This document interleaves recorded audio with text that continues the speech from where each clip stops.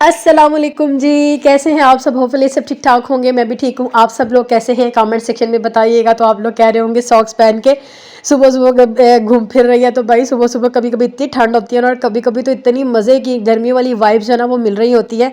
आज ना मैंने अपने व्लॉग का आगाज़ बड़े मज़े से ना टीवी लॉन में बैठ के किया। मैंने सोचा आज मैं किचन में बिल्कुल नहीं जाऊँगी। हर टाइम काम काम, कभी काम के अलावा भी हम सुकून भी कर लें। तो आज मैंने सोचा कुछ आप लोगों के साथ गपशप करते हैं, कुछ बातें शेयर करते हैं। हो सकता है उन बातों से आप लोग मुझे अच्छे से कमेंट करें तो थोड़ा सा मुझे रिलीफ मिल जाए।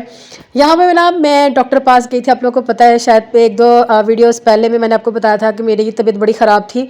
और ये मैं आपको पेपर्स जो है ना मैं डॉक्टर पास गई थी, और डॉक्टर ने ना मुझे ऑपरेट जो है ना वो रिकमेंड किए, 2 ऑपरेट जो है ना वो रिकमेंड किए, नाक का और गले का। और नाक का जो है ना मैंने यूट्यूब में देखा हुआ है कि वो बड़ा ख़तरनाक सा होता है। या शायद मैंने गलत देखा हो, सुना। अगर आप में से किसी ने करवाया हो, देखा हो, सुना हो, मुझे कमेंट सेक्शन में ज़रूर बताना। ये वाले पेपर पे मेडिसिन्स हैं, कुछ टैबलेट्स हैं, कुछ स्प्रे है। और ये वाले पेपर पे ना मुझे उन्होंने बोला 26 मार्च को आपने आना है। ईएनटी ने शायद ऐसे पेशेंट को डीएनएस पेशेंट बोला जाता है, जिसको नाक गले का कोई मसला होता है।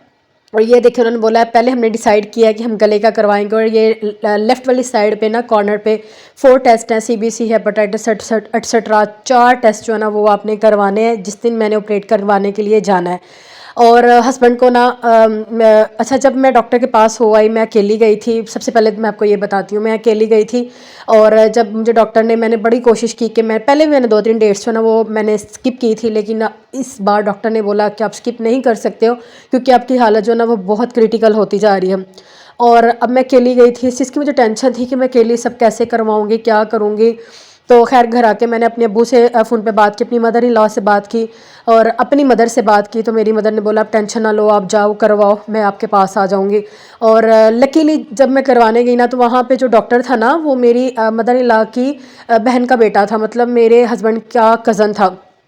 तो अब हमने घर आके बातों बातों में वो भी पता चला। मैंने मास्क वेयर किया हुआ था और बिल्कुल भी ना ना उन्हें मेरा पता था और ना ही, सही बताऊँ तो मैंने बस नाम सुना था, मुझे इतना आइडिया नहीं था।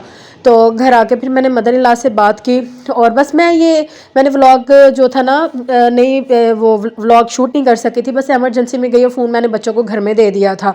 बस जल्दी जल्दी गई क्योंकि उस दिन ना मेरा नाक इतना बंद था, मैं आपको बता नहीं सकती। और मेरी लेट वीडियोस का भी यही है। अच्छा, ये 3 टैबलेट्स मैंने ली थी, बाकी जो है ना मेरे पास पहले ही भी पड़ी थी, पहले भी खा रही थी, ये इसलिए 3 ली थी। और ये जो वाइट वाली है ना, ये बहुत ज़्यादा इतनी बड़ी डब्बी में दे रहा था। मैंने कहा मुझे थोड़ी दे दो जो मेरे ऑपरेट तक खाई जा सके, फिर पड़ी रहेंगी तो फ़ायदा कोई नहीं। अभी बहुत महंगी मेडिसिन थी। अच्छा, उसके बाद ऐसा हुआ कि हस्बैंड घर में है, उनका कोई टाइम फिक्स नहीं है, वो कभी भी आते हैं, कभी भी जा सकते हैं। आपको एमरजेंसी है, जितना मर्ज़ी आप खप रहे हैं वो नहीं आएंगे, जितनी मर्ज़ी कोई आराम वाला सुकून वाला दिन है वो आ सकते हैं। मतलब कुछ भी हो, ये उन पे डिपेंड करता है कि वो किसी टाइम भी आ सकते हैं। वो कभी भी आपको बता के नहीं आएंगे और कभी भी वो आपका फ़ोन नहीं उठाएंगे। उनकी मर्ज़ी है तो वो आपको कॉल करेंगे। तो हमने नहीं उठाया तो क़यामत आ सकती है। मतलब ये नहीं मैं उनके कोई मतलब कोई उनकी बुराई कर रही हूँ, एक उनकी आदत वो आपसे शेयर कर रही हूँ। और ये जो स्प्रे है ना ये मुझे यूज़ करना नहीं आ रहा था। और ये ना मैं वो गाइड पेपर था तो उसको देख देख के ना मैं सीख रही थी। ये इतना मुश्किल स्प्रे था ना, बिल्कुल यूज़ करना नहीं आ रहा था। एनी हो मैं सक्सेसफुल हो गई। और खैर बात को कंटिन्यू करते हैं कि हस्बैंड घर आए तो फिर मैंने उनसे बात की कि ये इस तरह मुझे डॉक्टर ने अब जो है ना वो रिकमेंड किया है। तो प्लीज़ आप ना वो आपके कुछ लगते हैं तो प्लीज़ आप उनसे बात करें कि अगर अम्मी ने बात की ना, ज़्यादा मेरी मदर इन लॉ ने बात की कि आप बात करें कि अगर वो हमें रमज़ान से पहले टाइम दे दे तो ये बहुत अच्छी बात हो जाए क्योंकि बच्चे। तो उन्होंने कहा कि चले ठीक है मैं बात करता हूँ। उन्होंने ना पहले तो उन्होंने आए बाएँ शाएँ बात कर दी, इग्नोर कर दिया। लेकिन फिर जब अम्मी ने बात की तो उन्होंने कहा कि अच्छा मैं बात करता हूँ। उन्होंने बात की तो उन्होंने कहा ठीक है। मतलब आज के दिन मैं आप लोग के साथ वीडियो शेयर कर रही हूँ और कल कल के दिन ना उन्होंने मुझे, यही टाइम था मतलब कि मगरिब की नमाज के बाद या पहले का टाइम था। उन्होंने बोला कि जो टेस्ट है ना वो आप करवा लें। और उसके बाद ना डॉक्टर ने बोला है, जो इनका कज़न था जो डॉक्टर था, बेसिक जो मेरा डॉक्टर था वो इस्लामाबाद चला गया था, उसकी कोई मीटिंग थी। तो उन्होंने बोला कि वहाँ पे कोई मेजर है तो उनसे बात होगी तो वो आपका कल कर सकते हैं, मतलब आज के दिन। अगर मैं मान जाती तो आज मेरी सर्जरी होनी थी। मैंने सोचा कि मैंने बात की कि वो मेजर है और मेरा वो डॉक्टर नहीं है, वो मुझे अच्छे से समझता नहीं, अच्छे से उसने मेरा चेकअप नहीं किया, उसे मेरी बीमारी का नहीं पता, तो मैं उसे वो नहीं करवा सकती। शायद मैं करवा लेती बेसिकली मैं थोड़ी कंफ्यूज थी, पहले मैं डर रही थी। जब से मुझे डॉक्टर ने बोला था ना, मैं डर रही थी। तो वो एक और इतनी जल्दी ना मेरे ऊपर जैसे वो एक बम नहीं फट जाता, सेम मेरे साथ ना वो स्टोरी हो गई कि मैं इतनी जल्दी, मतलब आज इतनी जल्दी ऑपरेट करवाना, टेस्ट भी करवाने हैं, और मेरे छोटे छोटे बच्चे हैं, पास मेरे कोई नहीं। और मैं मतलब अपने घर में पीछे भी अपने मैके भी मैं इन्फॉर्म में करूँगी। और मैं मतलब मुझे समझ नहीं आ रही, एक हड़बड़ी सी पड़ गई। और उसके बाद आपने रात 12 बजे के बाद भूखा रहना है। और मतलब कि हम खुद से करवा रहे थे इमरजेंसी में। तो फिर मुझे ये था कि डॉक्टर ने उन्होंने डॉक्टर ने इनको बोल दिया था कि आपने रात 12 बजे इनको भूखा रखना है, मतलब सारा कुछ। और वो सब तो एक अलग चीज़, वो तो एक दिन होना था। लेकिन मेरे लिए एक बहुत एक कंफ्यूज वाली बात ये थी कि मैं इतनी जल्दी सारा कुछ कैसे कर लूँगी वो डॉक्टर से, जो डॉक्टर ने मुझे एक दफ़ा चेक नहीं किया, जिसने मुझे देखा ही नहीं, और जिसने मुझे रिकमेंड किया मैं उससे ही करवाऊंगी, चाहे मुझे 26 को ही क्यों ना करवाना पड़े। खैर उन्होंने अम्मी से बात की, मेरी मदर इन लॉ से बात की। मैंने कहा कि मेरी मदर इन लॉ भी ना मानी कि नहीं नहीं, जो डॉक्टर इसको जानता और वैसे भी अपना घर का बच्चा है, अपना फैमिली मेम्बर है, तो नहीं, हम उससे ही करवाएंगे।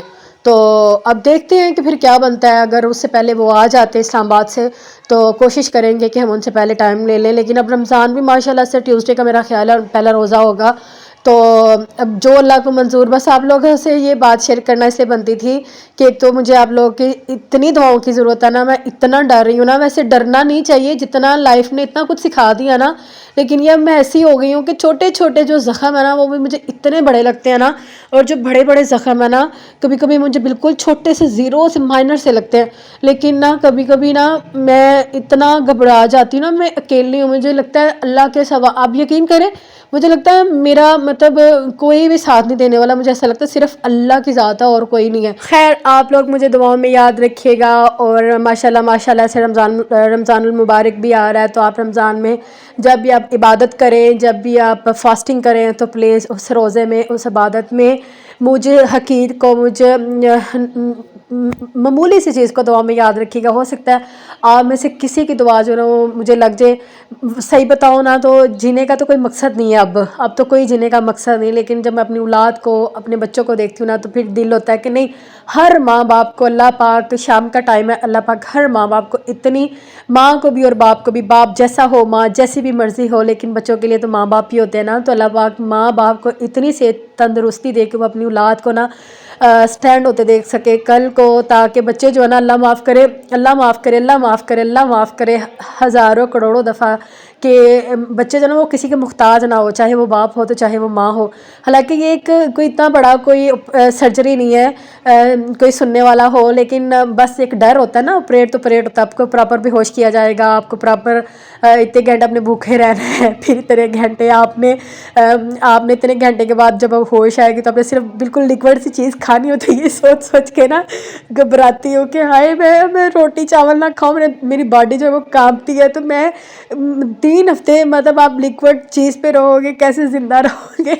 लेकिन कोई नहीं है, आप सब लोगों की दुआएं चाहिए। अल्लाह ताला सबको सेहत तंदुरुस्ती दे, सब पे इस रमज़ान के सदके, आने वाले रमज़ान के सदके आप सब लोग मुझे दुआ में खुसूसी याद रखिएगा। और ये जो रेसिपी है, यकीन करिए मिस हो गई है, इतनी मज़े की रेसिपी थी ना, मेरा फुल मूड था। मैं आपको ना डिटेल से ये रेसिपी बताऊंगी। मैंने वाइट चिकन बनाया था, ये बहुत मज़े का बना था। लेकिन इसमें ना मैंने मस्टर्ड ऑयल जो था ना, सरसों का, वो मैंने ऐड कर दिया था, क्योंकि दूसरा ऑयल जो था ना वो ख़त्म था, और ये वाला पहले वाला थोड़ा सा पड़ा हुआ था। उसकी वजह से शायद आपको ना ये येलो येलो लग रहा हो, लेकिन ये बहुत टेस्टी था, इतना टेस्टी बना था। यकीन करिए अगर आप इसको रमज़ान में बनाएंगे ना, खैर मैं किसी दिन और बना लूँगी। घर में बच्चों को ना ये बहुत पसंद है, बहुत ज़्यादा पसंद है। बस इसमें एक्स्ट्रा ये मैं थोड़ा करती हूँ कि इसमें मैंने ना कैप्सिकम जो है ना वो थोड़ा सा हाफ़ कैप्सिकम में डाल देती हूँ, थोड़ा सा फ्लेवर जो ना वो मज़े वाला आ जाता है। ये बहुत मज़े की बनती है। तो मैं किसी और वीडियो में आपको बता दूँगी। मेरा दिल था मैं आप लोग के साथ ना इसकी डिटेल से रेसिपी दूँ, ताकि आप लोग इसको जब ट्राई करें ना, तो आप लोग उंगलियाँ चाटते रह जाएँ। अभी मुझे याद आई, एक और बात याद आई, मैं नॉन स्टॉप तब से बोली जा रही थी। अभी बात याद आई है कि अभी तक जिन्होंने मेरे चैनल को सब्सक्राइब नहीं किया, वो लोग सब्सक्राइब तो कर लो, और वीडियो को लाइक नहीं किया तो प्लीज़ वीडियो को लाइक कर दो। माशाल्लाह से रमज़ान आने वाला है, तो मेरी पूरी कोशिश थी कि मैं आप लोगों के साथ ना फुल व्लॉग्स है ना वो शेयर करूँगी। अभी भी है, मैं करूँगी, मैं पूरी सर्जरी का वो भी सारा कुछ शेयर करूँगी। लेकिन जब मेरे अब जाके थोड़े से व्यूज़ डाउन हो गए ना, आप यकीन करें कि मैं ना डिसहार्ट हो गई हूँ। जैसे पहले आते थे ना, फिर भी थोड़े बहुत अच्छे थे, लेकिन लेकिन अब थोड़े और डाउन हो गए हैं, तो मैं थोड़ी डिसहार्ट हो गई हूँ। खैर यहाँ पे मैं ये भी बता दूँ, ये जिसके मैं निकाह पे गई थी ना, जो हमारी फैमिली मेम्बर मेरी अम्मी के वो मतलब मेरे इन लॉज में से थे, जिधर हम निकाह पे गए थे। तो ये वो घर में आई थी और साथ में वो बोल रही थी स्पेशल कि ये ना एक थोड़ी सी ना भाभी वीडियो बना दे, ताकि ना मेरी रिंग और वॉच जो है ना मेरे ससुराल वालों को, वो मैं आपकी यूट्यूब फैमिली को दिखा सकूँ। तो मैंने कहा अच्छा चलो ठीक है, मैं बना देती हूँ। उसको कुछ भी शाम को आई थी और उसको शाम को यही होता है, मैंने बस समोसे खाने हैं। और ये वो केक लेके आई थी जो बहुत मज़े का था, क्योंकि उसे पता है हम जो क्रीम वाला केक है ना बहुत कम खाते हैं, क्योंकि बच्चे को गले ख़राब, मेरा गला ख़राब, तो ये ड्राई केक था। तो बहुत मज़ा आया उसके साथ गपशप की। थोड़ा दिन आज दिन ना बहुत मज़े का गुजर गया, क्योंकि एक तो ये था कि कैंसिल हो गया कि मेरा ऑपरेट नहीं है, और दूसरा ये था कि ये कज़न आ गई थी। ये मेरे हस्बैंड की कज़न ही लगती है। अम्मी मतलब मेरे ससुराल वालों में से है, तो मेरी इसके साथ बहुत बनती है, बड़ा प्यार है। तो बस दिन जो था ना वो अच्छा गुजर गया। तो आई होप आज आपको भी मेरा व्लॉग बहुत पसंद आया होगा। पसंद आया हो तो लाइक शेयर ज़रूर कीजिएगा। मिलेंगे नई वीडियो में, नए व्लॉग में। अपना ढेर सारा ख्याल रखिएगा। अल्लाह हाफिज़, बाय बाय।